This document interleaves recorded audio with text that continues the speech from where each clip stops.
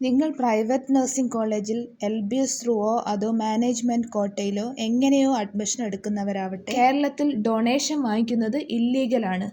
Private nursing കോളേജിൽ government rule പ്രകാരം donation വാങ്ങിക്കാൻ പാടില്ല എന്നൊരു റൂളുണ്ട്.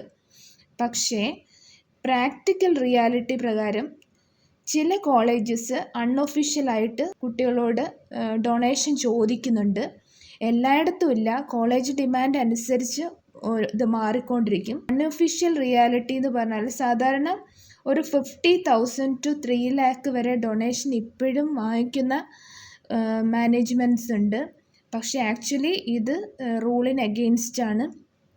അപ്പം ഡൊണേഷൻ നിങ്ങൾ കൊടുക്കുന്ന കേസിൽ മാനേജ്മെൻറ്റ് നിങ്ങൾക്ക് അതിനു വേണ്ടി ഒരു സ്പെഷ്യൽ റെസിപ്റ്റ് തരില്ല.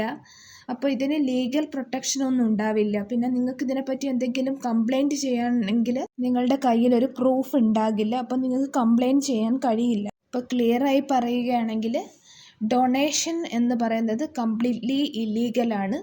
പക്ഷേ ചില കോളേജസൊക്കെ അൺഒഫീഷ്യലായിട്ട് ഡൊണേഷൻ എടുത്തിട്ട് ലാസ്റ്റ് ടൈമിലൊക്കെ അഡ്മിഷൻ എടുക്കാറുണ്ട്.